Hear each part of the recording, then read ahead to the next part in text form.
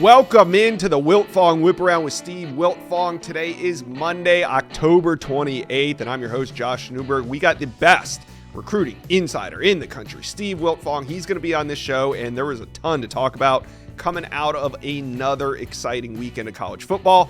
So you guys just sit back for the next 20 to 30 minutes and get caught up on the biggest developments from the college football weekend. But first, do me a favor and smash that subscribe button for me, because the On3 Recruits channel is the best recruiting channel on all of YouTube. So jump on board and hit subscribe for me, please. All right, let's bring in Steve Wiltfong. Steve, we got a little over a month until the early signing period. It's going to be on December 4th. And there were some big visits, some potential flips. We're going to dive into the latest recruiting buzz from all around the country. But first, we got to start at Texas A&M, because the Aggies, they're looking to turn some on-field momentum into recruiting gold. Sitting with the number 9 class in America, Mike Elko wants more. And the 38-23 victory over LSU should open the doors for some fireworks. So we had some big-time targets on campus. Javian Hilson, CJ Wiley, 2 recruits with one thing in common. Neither of them are committed to FSU anymore. What did you hear coming out of this visit on these 2 studs? Well, I think ultimately they both could be committed to Texas A&M by December 4th. The early signing period, 3-day early signing period, is fast approaching. We're just a little over a month away, and Texas A&M, it's new mentioning that program with these blue chippers, but they're right there near the top for each of them. Both visited back in the spring, both inside Kyle Field for the Aggies' dominant second half performance and big win over LSU. They're the only undefeated team in the SEC right now in SEC play. And the way Mike Elko and his coaching staff have them humming in year 1 of this regime is resonating with recruits. This is a program that's playing well on the field. The guys in the locker room are having a great experience. And we know Texas A&M has the resources and infrastructure to go toe-to-toe on the trail in all arenas. Javian Hilson, he's a Texas lean according to the On3 RPM, including my prediction. But I'm keeping a close eye on the Aggies moving forward, and I'm expecting him back in College Station for the Texas A&M Texas game later in the fall. CJ Wiley, former Florida State commit, opens up his recruitment following this visit to Texas A&M. I think the Aggies are trending right now, but you have Georgia, LSU, and Colorado also in the mix for CJ Wiley moving forward. But Holman Wiggins, his track record of developing wide receivers at Alabama. His dad mentioned Devontae Smith winning the Heisman Trophy, the other first-round picks to come out of there. A&M strength coach, Coach Moffitt, is kind of a legend in the industry. He worked at LSU for a long time, won 3 national titles. His dad, CJ Wiley's dad, played at LSU, would go back and train at LSU in the offseason of his NFL career. So Coach Moffitt, his reputation holds strong in the Wiley household for what he does from a strength and conditioning standpoint. And then receivers, a big position of need for the Aggies down the stretch here in 2025. And so CJ Wiley's at the top of the board here for the stretch run. I could see both being at Texas A&M when all said and done. The Aggies skyrocketed to number 4 in the On3 rankings in 2026, landing 3 commitments over the weekend. I wouldn't be surprised if they're ultimately in the top 5 in 2025, Josh, with Wiley and Hilson still on the board. Are they going to flip Lamont Rogers from Missouri, a top 100 offensive line recruit from in-state? And they're cooking on a couple more potential flip targets over this next 40 days or so. Pretty incredible run here by Texas A&M. Now, when Javian Hilson opened up his recruitment, I've always kind of felt like it was there for the taking. CJ Wiley, not as much, but you hit on something with the strength and conditioning relationship. I once had a parent tell me, he said he was a former NFL player, and he said, Josh, the most important relationships a recruit could have are his position coach and the strength coach, because those are the 2 people that he's going to see every single day. So the connection there to the father, going back to the time at LSU, it all makes sense. Now, what about Georgia for CJ Wiley? Are they still a major factor? Yeah, I mean, they've pushed as hard as anybody, even when he was committed to Florida State. So certainly Georgia, Colorado is taking a late swing for CJ Wiley, and then LSU, his dad's alma mater. And Mm-hmm. look, CJ Wiley, when he committed to Florida State, it came as a bit of a surprise to most in the industry. So could it be another surprise down the stretch? But something tells me the Aggies have momentum. And talking to a source around Milton, they agree. Milton Yeah. High, where he plays his high school football. Absolutely, and at key positions of need for the Aggies as well, along with Lamont Rogers. So it could be a very explosive month of December. Let's talk about it, Texas A&M fans. Let us know. Comment section below. How are you feeling about Javian Hilson? What about CJ Wiley? And is a flip coming with Lamont Rogers? Let us know. Comment section below. All right, Steve, let's head out to Boulder. We got to talk some Colorado Buffalo recruiting. What a weekend it was. Colorado beat Cincinnati in prime time. Colorado brings in top quarterback target Julian Lewis. Now, Deion Sanders and the Buffs put on an absolute show. Steve, what are you hearing on Julian Lewis coming out of this one? Well, right before I jumped on with you guys here to record the latest episode of Wiltfong Whip Around, hit like and subscribe to the On3 Recruits channel, please, for the best recruiting information from the Inside Scoop with Josh Newberg, the 5-Star Flex with Philip Dukes, and the Wiltfong Whip Around, among other shows. They said they don't think Julian Lewis is going to stick with USC. Now, look, we talked to various sources about this recruitment, and there are people that do think he's going to stick with USC. I think things remain very fluid with Julian Lewis as they continue to have dialogue with Indiana, Colorado, and USC, where he's a longtime commit and visited twice this fall. But what we do know is that he had a fantastic experience at Colorado this weekend, talking to several sources that spent time or have knowledge of this Julian Lewis recruitment. This is his 4th time visiting Boulder, a chance to get out there on Friday night because he didn't have a game this weekend, to get around the players on the team, to get back around the coaching staff, to see this Colorado program really develop. He was there for spring practice, and the family, I remember his dad telling me, they got playmakers. This is an offense that's going to be explosive, but they wanted to see it in live, real action, and they've gotten just that. This is one of the more prolific offenses in college football with the quarterback under center that's going to be in line for all the major awards in college football. Another thing that's exciting about Colorado for Julian Lewis is that Shedeur Sanders is exhausting his eligibility following the season, moving on to the NFL. And that job is wide open for next year. And if Julian Lewis wants to be a day one starter on Saturday, Colorado might be his best opportunity among the 3 programs. Colorado pointing towards the lens that's on their program and the opportunity that brings you in the NIL arena, pointing to Shedeur Sanders and all the advertisements that he's in and all the social media impressions he gets. Those are things that are exciting to Julian Lewis and his camp as well. So Colorado's got a lot going for them in the recruitment of the 5-star quarterback. I expect him to be back at Indiana for the Michigan game in a couple weeks. They tried to make the Nebraska game in Bloomington happen a couple weekends ago, but just travel logistics, it wasn't easy enough to power through and get to Indiana. But Indiana's awesome season to date is also resonating. That offense, the success they're having in the Big Ten. So Julian Lewis, he's got 3 good options because, of course, USC and what Lincoln Riley's done historically at quarterback and offense still front in his mind. And he's been out there twice for games this fall. Maybe he'll get back for the Nebraska game in November, which is lining up to be another big weekend for the Trojans. But Colorado in the middle of this one, going into their bye week, having just hosted their top overall target. They need a quarterback in this class. They didn't sign one last year. Neither did USC. So very important position for Deion Sanders and Lincoln Riley in 2025. That battle is just heating up. All right, let's talk more Colorado recruiting buzz because the Buffs were able to complete their flip. A 4-star wide receiver, Adrian Wilson, who was committed to Arizona State before the game even started. So in the stands, I saw something interesting. 2 USC commits, Steve, were sitting together side by side watching the Buffs win. That's Julian Lewis and offensive tackle Carday Smith, who is also committed to the Trojans. But what are you hearing on him coming out of this visit? Well, confidence has been growing all fall around people that have spent time with Carday on both his visits to Colorado, that the Buffaloes have a great chance to flip him. We know that Deion Sanders is always good for a big flip or two since he's been a head football coach, going back to his time getting the spatula out on Travis Hunter at Jackson State. They had some big-time flips at the end of last cycle. They went out for Jordan Seaton. Who's it going to be this cycle? Julian Lewis, Carday Smith, two of their most coveted guys.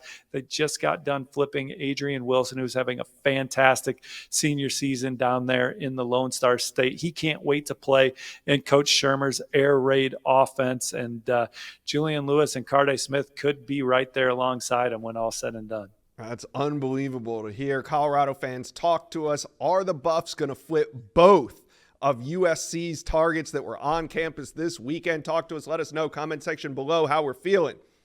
All right, Steve, let's talk some Ohio State Buckeye recruiting. Five-star defensive lineman Jakeem Stewart. He returned to Ohio State this weekend for what I'm calling a bonus visit, because we know his official visit's going to be at the end of the year when they take on Michigan. We weren't really sure if he would make it to campus before, but this weekend he popped back up in Columbus. What does it mean for the Edna Carr standout?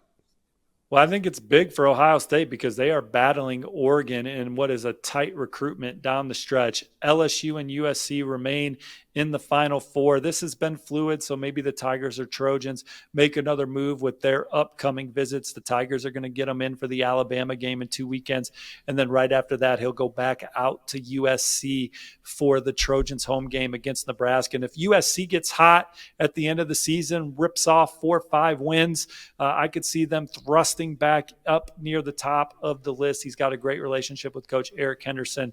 He loves that staff, Lincoln Riley, and just the vibe in LA. But Ohio State and Oregon have a lot of momentum in this recruitment. The Ducks are the program that I would probably give the edge to as I talked to you this morning. Wow. But Ohio State, Larry Johnson, Allen Clark, the relationships with those guys, the stage the Buckeyes play on consistently, the track record, the defensive line development, the prestige level of inconsistency at Ohio State is great. He always feels comfortable, loves being around the players, loves the microscope that's on the program, the popularity that Ohio State has week in and week out with the ratings that their games get. And Ohio State's going to get the last visit. He's going to go to Oregon on November 23rd for an unofficial. It's the Ducks bye week. So there'll be some serious discussion and a time to just sit back and just hang out around the film study and chalkboard and get back around the program on that visit to Eugene. And then Ohio State brings him in for the rivalry game against Michigan, a noon kick. And then you get to spend the rest of the weekend recruiting Jakeem Stewart. Those are the 2 programs I'm watching the closest, and it was another good visit to Ohio State this weekend, and he was there all weekend into Sunday. This recruitment is ramping up. If you're a Duck fan, Ohio State, USC, or LSU, talk to us in the comment section below. Where do you guys think Jakeem Stewart's going to end up? I really have no idea at this point, so let me know. Comment section below. All right, Steve, we got to head out to Ann Arbor, Michigan. The Wolverines wrapped up a strong recruiting weekend. They had many of their top commits, but also a couple flip targets. Talk to me about on 300 cornerback Shamari Earls. Earls committed to Georgia in July, but I saw you put in a new RPM pick for the Maize and Blue on Saturday morning. Shamari Earls potentially flipping? Yeah, we'll talk quarterback in a second, but we'll stay on cornerback in Michigan right now. Shamari Earls back at Michigan this weekend. And there's been a lot of buzz behind the scenes that the Wolverines were really making a move with Shamari Earls. This is one of their top targets regardless of position.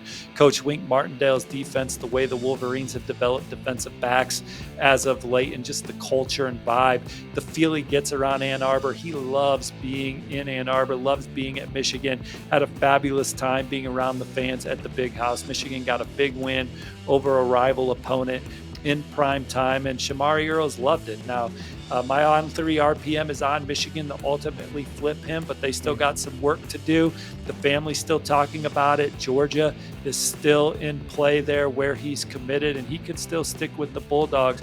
But Michigan is really making a move here behind the scenes. They just got to get it across the finish line as Shamari and his family continue to work through the process. A little more flip talk before we move on. Defensive line this time. Benny Patterson III and Quante Gillians was on campus this weekend. Benny Patterson committed to Cincinnati, Gillians Syracuse. What's the intel here, Steve? Well, I think that they're battling USC for Benny Patterson. He was out there recently on his official visit. He's going to go back to see the Trojans on an unofficial for their game against Nebraska. But talking to his dad on Saturday night and then again on Sunday morning, he said, I see why people come here to Michigan, what they offer on the field, what they offer off the field with the academics, the outstanding alumni that Michigan can boast.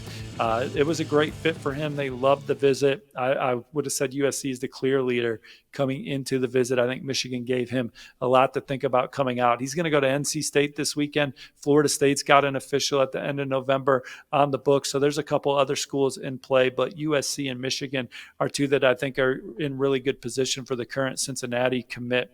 And then Gillian's had a really good visit. His heart's with Syracuse. Fran Brown, Elijah Robinson, and those guys have done a great job recruiting him. But Michigan, and again, just the pageantry, the history, and what they offer academically, it really resonated with him over the weekend, and he's thinking about a future with the Maize and Blue as well. Wolverine fans, talk to us. How are you feeling about some of these flips? All right, Steve, let's talk Nebraska recruiting, because the Huskers, they're looking for flips, and you put in an interesting pick on the recruiting prediction machine in favor of the Huskers to ultimately flip four-star tight end Chase Lofton from Florida State. What's the latest on Chase Lofton? Well, I talked to Chase Lofton early Monday morning. He's going to be back in Lincoln this weekend as the Huskers host UCLA. He also attended a recent practice with Matt Rule and company. So he's been to the local campus numerous times, including a couple times this fall. And I just like the way that this is trending for Nebraska as they aim to flip another one of their top targets. They have On3's number 24 class right now, but with some of these names still out there on the board, they could easily push into the top 20. All right. Now, he might not be the last big-time flip on Nebraska's radar. What about Alabama edge rusher Dawson Merritt? We know he's been on campus before, but what's the latest? What's been happening between Merritt and the Huskers?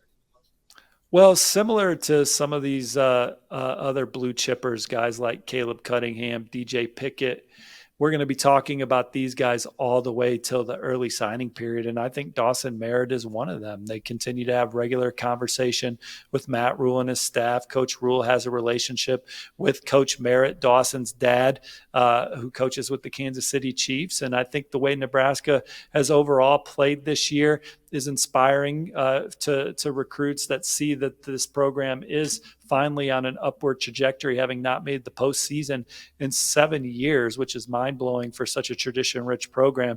Coach Rule and company seem to have this program going the right way. Dawson Merritt and his family are really high on this coaching staff. And look, there's a lot of love for Alabama, but Nebraska is in this one till the end. And I wouldn't be surprised if he's one of the guys we're talking about as a big Nebraska flip at the end of the cycle. Not a huge surprise, because Nebraska has been putting in the groundwork on some of these prospects that we're talking about. Steve, before we get out of this Nebraska segment, any other intel you got for us? Yeah, I like the way you tee me up on it, because you don't want to say my man's name from Bishop Gorman.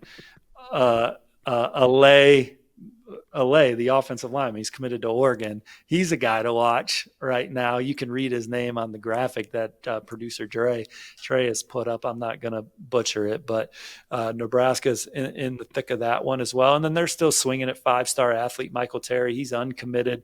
Texas is the On3 RPM favorite, but the Huskers still have a pulse in that recruitment, still having dialogue with them and pushing hard. It seems like they need to get Michael Terry back on campus, not to stay in his recruitment, but if they're going to have a legit shot at landing him over Texas, it seems like they need to. Is there any date where you could see Michael Terry making it back before his decision? I haven't heard that, but we'll see what happens as the week continues. I know they're trying to get some big to get him back? Yeah, I mean, I think the momentum's with Texas, you know, so getting him back and reminding him why he's high on Nebraska would be big. You know, that's my read on it anyway. Nebraska going to host some good recruits for this UCLA game, some guys from California and stuff. So we'll be it's a big Nebraska week as the Huskers look to get postseason eligible for the first time in 7 years. All right, Nebraska fans, talk to us. How we feeling about these flip targets, whether it's Chase Lofton, Dawson Merritt, Alai Kalanivalu, or, well, Michael Terry's not committed, but he is on the board. Talk to us, Nebraska fans. Let us know. Comment section below. All right, Steve, let's talk a little Oregon recruiting because the Ducks, they made quick work of Illinois at home on Saturday. It was a great game, a couple flip targets on campus, including on 300 quarterback Jaron Key Sagapulu-Telly. Now, he took an official visit while he's committed to Cal. So what's the latest you're hearing on this quarterback flip? Well, he was able to get into Eugene on Friday for his official visit, and I like the way it's trending for Oregon as they aim to sign 2 quarterbacks this cycle. Already have Achilles Smith Jr. in the fold, and Jaron is a top-of-the-board target regardless of position. Down the stretch, a 6'2", 215-pound passer that has traits that remind you of Michael Penix from Washington, who heard his name called in the top 10 of the NFL draft. I think he loves Oregon's offense, loved the atmosphere in Eugene, felt comfortable around the coaching staff, and Oregon at the very least is starting to trend in this recruitment. He's going to visit Georgia for the Tennessee game next month. Still has a lot of love for Cal for getting on him early, a lot of trust in that coaching staff. He committed to them, feels like he could be successful there. But Oregon's on a real heater right now. They're number 1 in the country. They just dominated a good Illinois team on Saturday. They have the nation's number 7 class, but they're going to push into the top 5. How high will they go? Jaron is a guy that I could ultimately see them landing.